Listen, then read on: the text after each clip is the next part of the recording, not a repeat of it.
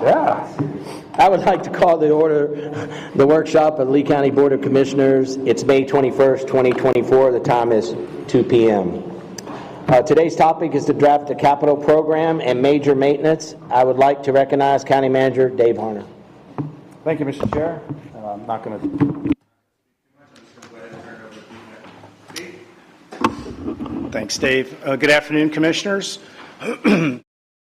Off the summer kind of budget development schedule. This is a workshop on the capital program and major maintenance.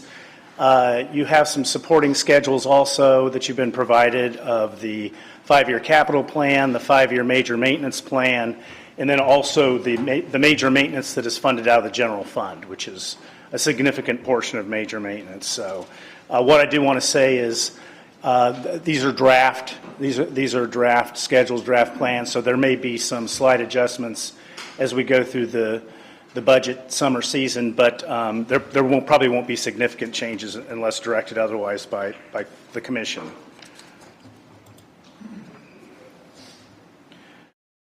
To give you an idea of where we are, there are portions of this plan that you're very familiar with, Commissioners.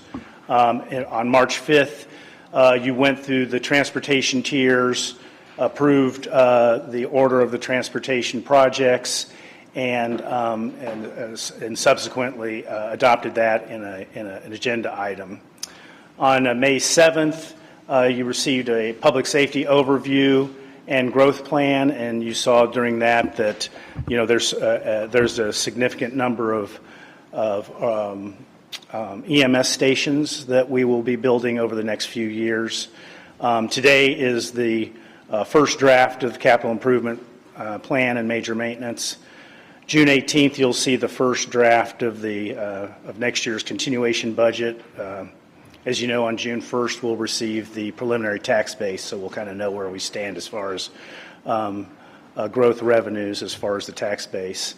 On July 30th, you'll set the maximum millage rate. That meeting will just be solely for that purpose, setting that maximum millage rate. The following week, you'll have a regular board agenda.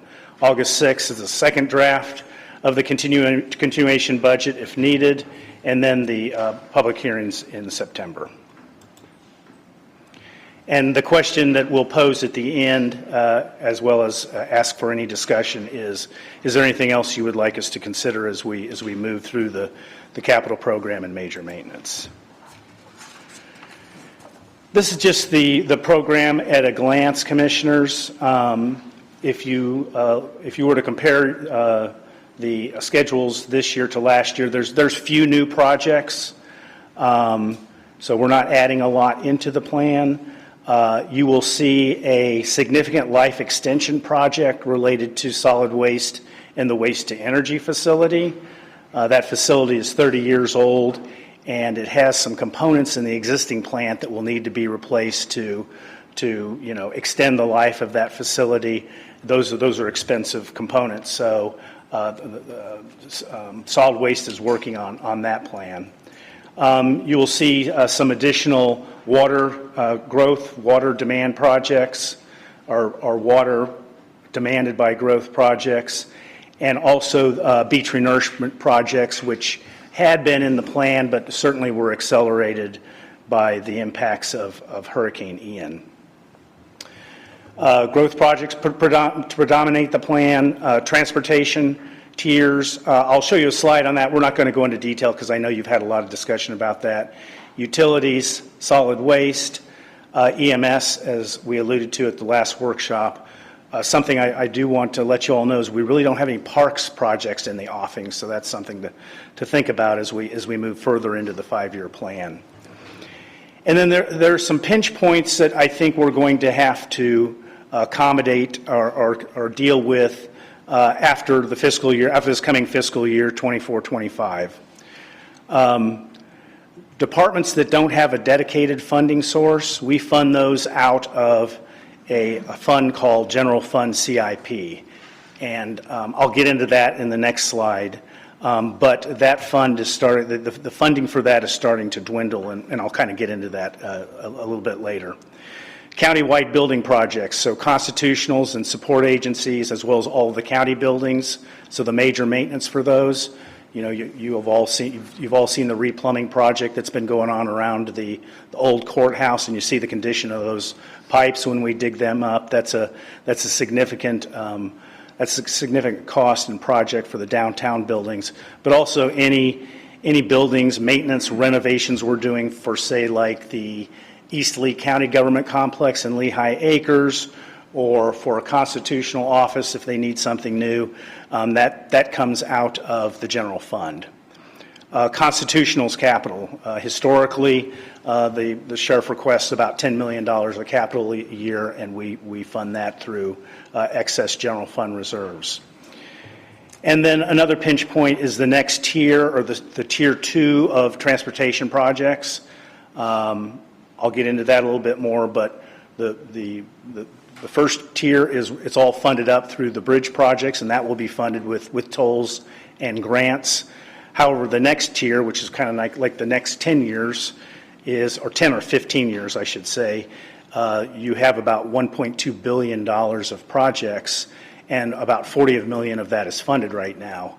And we add about $40 million of funding each year based on the sources we have for transportation projects. So if you do the math on that on a pay-as-you-go basis, that's about 30 years. So that's something that we're going to have to look into. Just a little recap on project types and funding sources. You know, you have 3 business units. We call them enterprise funds, which are funded primarily through user fees. That's utilities, solid waste, and the toll bridges. Then for roads, funding sources are impact fees, gas taxes, surplus tolls, growth increment funding, and grants.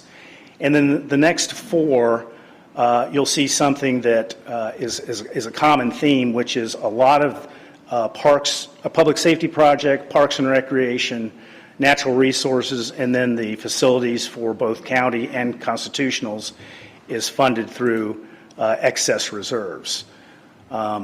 So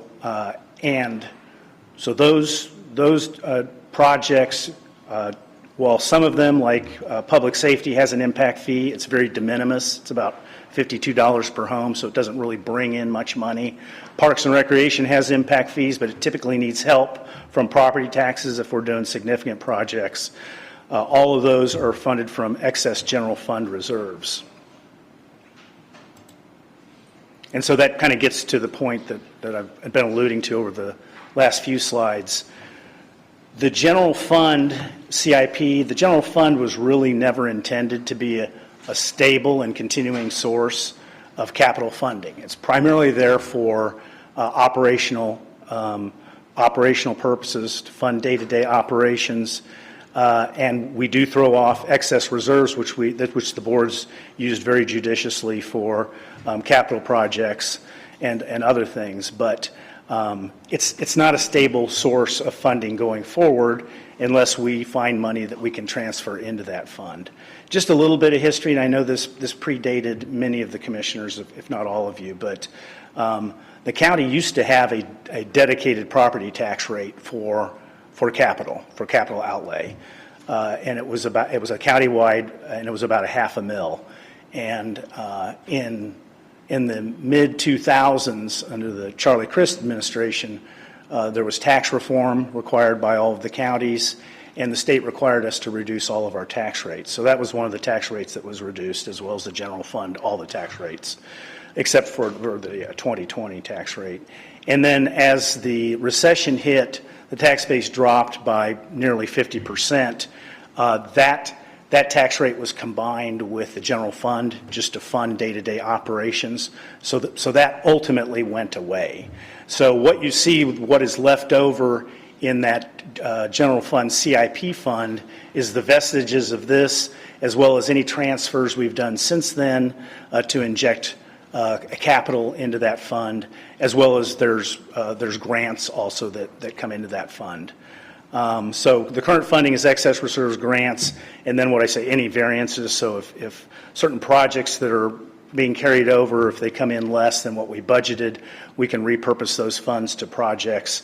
Every once in a while, the county gets some money that it didn't anticipate that we could transfer into that fund if we wish to, and we have done that in the past.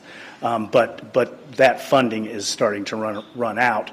The big push in that fund for the last year, this year, and then 23, 24, and 24, 25 and 25, 26 is going to be the EMS stations, about $20 million of EMS stations based on the growth in the county and where those services are being demanded. So that fund goes negative in fiscal year 25, 26. You can see what the reserves look like as we do a forecast. I wouldn't worry about that because $3.3 million, we'll find a fix for that before we get to the end of 25, 26. But what I'm trying to show you here is that really there's no more projects we can fund out of that fund unless it gets some sort of capital injection at some point, or all of the projects in there are funded somehow through grants.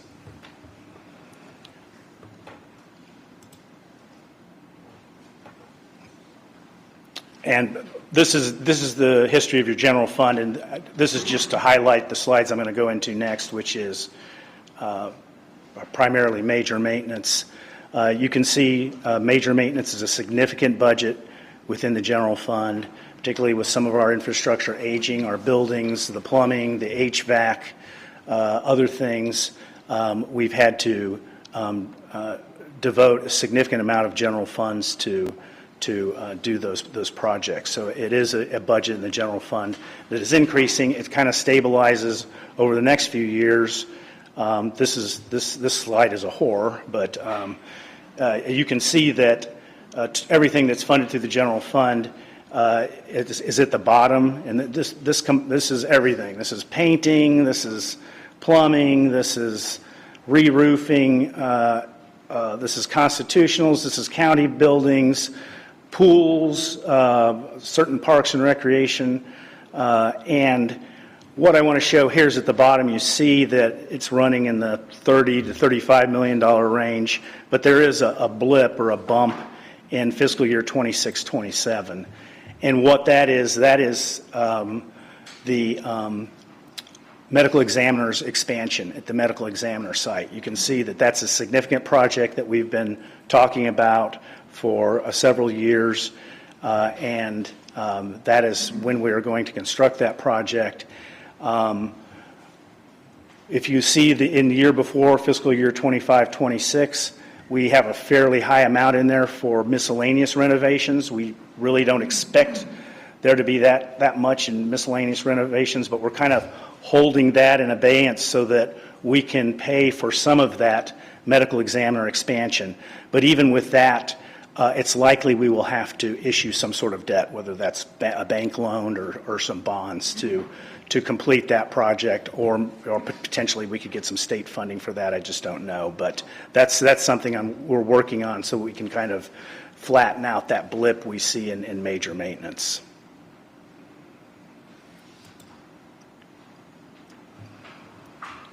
Just as a review, this is the Tier 1 transportation projects. They're all funded down through number 10, and then 11 and 12, which is the Cape Coral Bridge replacement and the Midpoint Bridge. We're working on those financing plans now, which will involve a combination of tolls and grants.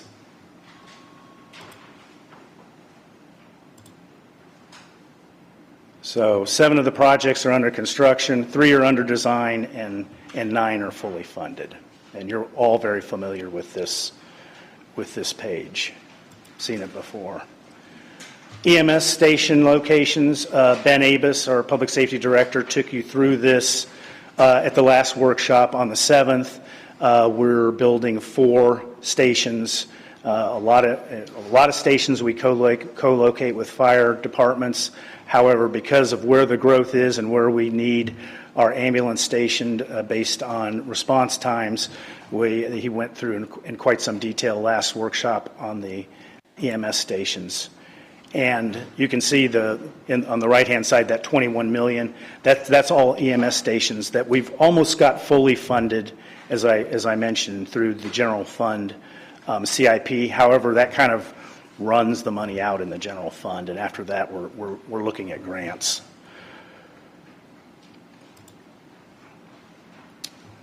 Another significant part of the capital plan is growth projects. Hey, Pete, before we move on, you said a couple things that just kind of like jogged my thoughts as we were going through this. On the medical examiner building and on potentially the EMS stations, you mentioned that we would need some grants and stuff to help pay for this. Should we look at putting these on our state legislative request as we put together our legislative agenda for the state delegation? Should we prepare these as a request for money from them to help us fund these? I mean, certainly it looks like we've got local match involved and we got a lot of it locally paid for, but it'd be great if they could help provide some matching dollars. Does anybody, Glenn maybe, or whoever, Dave, does somebody have a update for us on would that be a good idea? Sure, Commissioner. Yes, I think it is a good idea. We did get one state appropriation for the medical examiner's facility. A second one was actually vetoed by the governor. And for EMS stations right now, we do have some federal earmark requests in, but we absolutely should make it part of the state agenda as well. Okay. I was going to ask you, Glenn, this is the medical examiner. Is that a shared cost since it's a multi-jurisdiction facility? So they service Glades and Hendry County too? That's part of the pitch, is that it benefits all of those counties, yes. Right. So do those counties contribute at all to that, or since it's based here? More capital, although we've never had capital like this, we would ask, request that Hendry and Glades participate. I don't know their capacity, Commissioner, but for if we have large equipment, like a $500,000 piece of equipment that the medical examiner needs, we bill Hendry and Glades for that. Over the years, we have worked with Hendry and Glades because they don't have a lot of capacity, and just for the basic operations, especially during the recession, we kind of put them on an easy pay plan, which they ultimately came up to full payment. Yes, I think that should be our policy, is to charge them for their portions of this, whether we can get it right away or not. Right. I mean, we should, because they're doing better now than they were, say, 10 years ago. But yeah, I think this is a joint, and there's more calls out there every day because their population continues to grow, especially in Hendry County. Okay, thank you.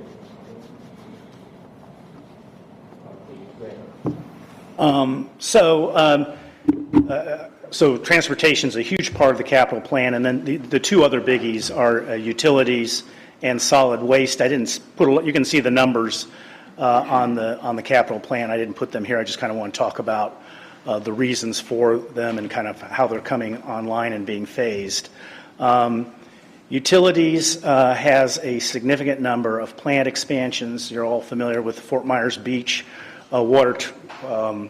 wastewater treatment plant. I have that misidentified. Wastewater treatment plant. That was going to have to be completely refurbished before the hurricane.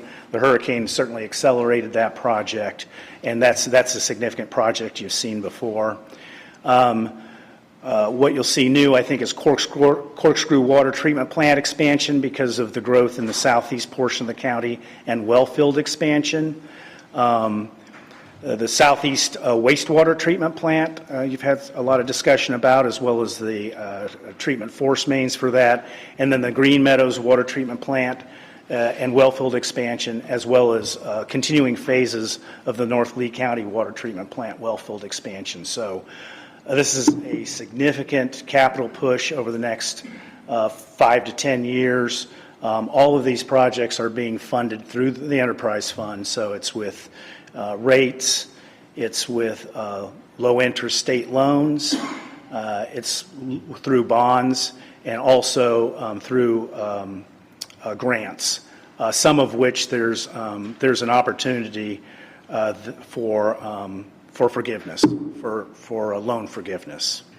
Yeah, thanks, Chairman. Hey, real quick, Mr. Chairman and Commissioners, on this map, I wanted to bring up an idea that I had when we were talking about the recycling facility recently.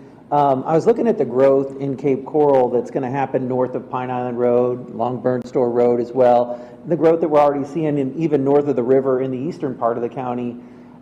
There's a significant amount of growth that will be coming over the next few decades north of the Caloosahatchee River.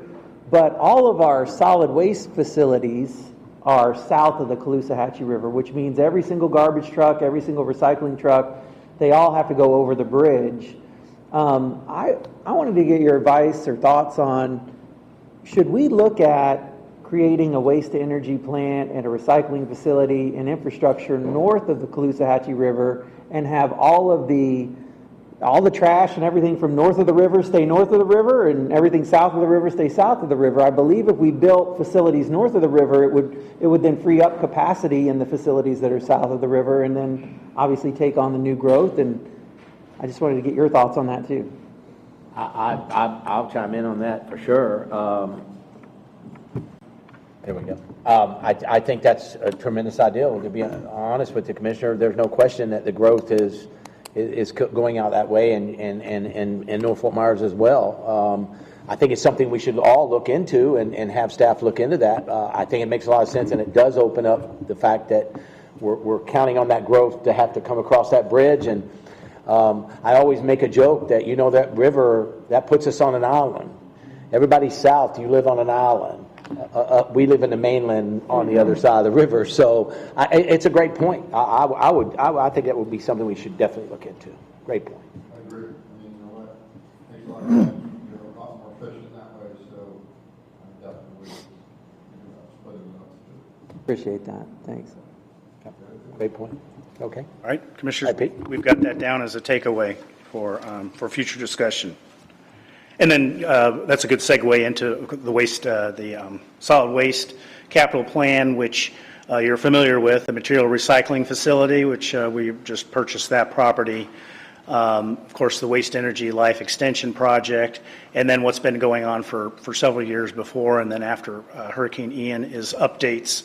When we say updates, it's development of existing cells at the Lee Hendry landfill for everything that's produced by the solid waste consolidated system. So that's all part of your capital plan.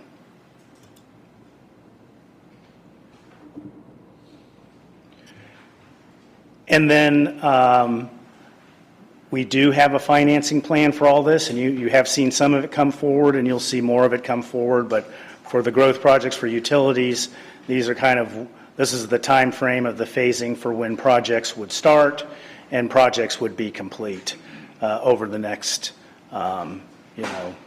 basically 7 years.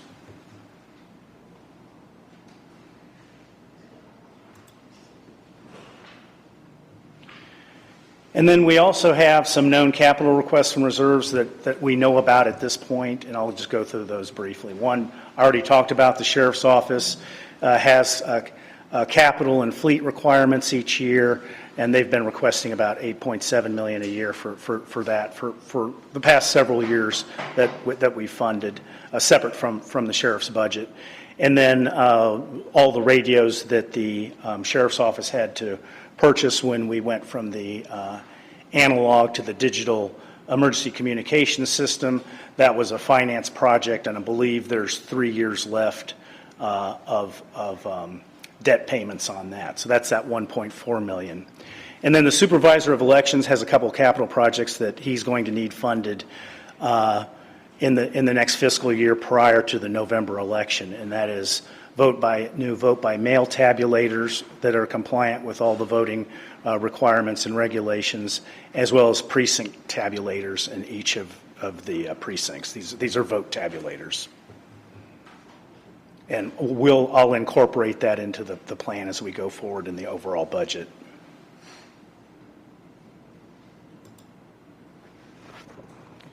So again, here's the timeline. We will continue to work on the capital plan, major maintenance plan with your input, and then after June 1st, we'll come back on June 18th to go over where we are with the operating budget. Commissioners, I have some takeaways here. One is, to continue to look for grants, particularly as we get closer to construction of things like the medical examiner's office. Also, making sure that if it's a multi-county facility, that we appropriately request from the other counties, their portion of that capital project.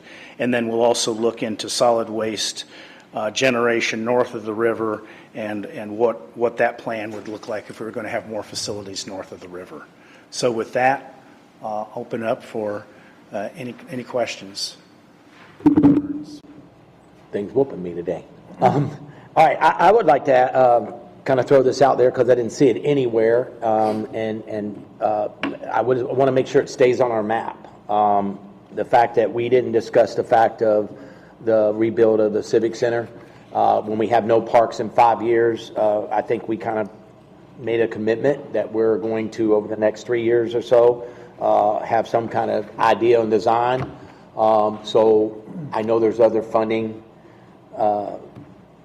avenues for that, but I want to make sure that we keep it on our map and we don't let it go by the wayside, because that is something all the commissioners promised our constituents. Yeah, Commissioner, that wasn't an oversight. I just failed to include that in this. Okay. And we are working on that, and we just don't have any firm numbers yet, so I don't want to stick a number that takes on a life of its own before. Mr. Chair, also, I know that Chris Brady is working with the Parks and Rec team. Did I interrupt you? No. Okay. Sorry to go to him. Okay. I jumped the gun, I know. You're in. I'm in. Chris Brady has worked with the Parks and Rec team to look at a number of options to bring back to the board, starting with small projects at the Civic Center and then gearing towards larger projects. So I think she has a few ideas that she'll be able to bring back to you in the future to do some small but effective programming at the Civic Center, and it will grow as we move forward. So. Mr. Chairman, did you want? No. I did have one thing I'd also throw in there that would like to just see a little information on, and I talked to the county manager about it briefly this morning, is I was at Congressman Donald's town hall last night, and one of the gentlemen there who represents the Marine Industry Association raised his hand and said, hey, what about boat ramps? It feels like we've lost some of the boat ramp access that we had since Hurricane Ian. And that's kind of fair, because obviously Punta Rasa, the biggest, most well-used boat ramp, is down being used as a staging area for the Sanibel Causeway Bridge repairs. And so, I know we've got plans to get that back online as quickly as possible. And Dave, maybe you can share some thoughts on that. But as we talk about capital improvement planning, would love to know if we have any thoughts on boat ramp expansions and things like that. So currently we are looking at a property right now. I believe you've all been briefed on it. When it comes to the Punta Rasa boat ramp, I know the team is working to determine the final date that FDOT will be there, at the same time to run concurrent of what we are going to do with an RFP to get it out there to start working on that project. So we don't want any lapse time between when FDOT's done and when we start our project. We do not have a time frame yet, but as soon as we do have a little bit firmer of a time frame, I'll come back at a county manager item and bring that to you. Thank you. Commissioner, real quick kind of segue, look at the boat ramps. Property we had for years now in Fort Myers off of Inlet Drive, the old waterway estates with the marina there. I know that was going to go out to bid a few years ago, and one of the residents contacted me recently about that. What's the status of that property? Because for access reasons. Mark, do you have an update on that?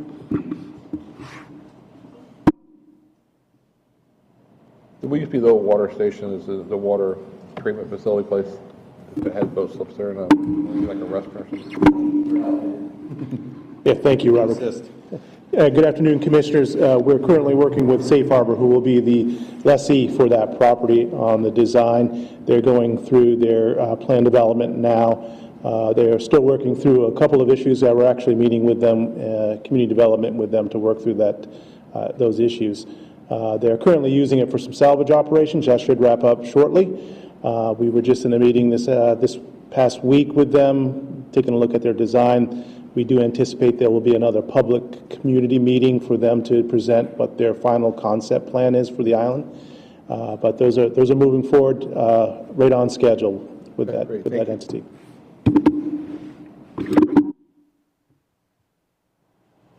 Okay.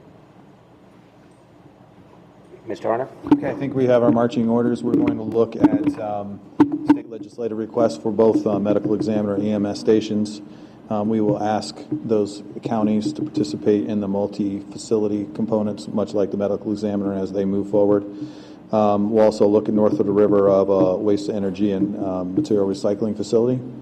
Civic Center, I think we talked about, and we'll be bringing back information to you where we're at on small projects and as we lead into the bigger projects.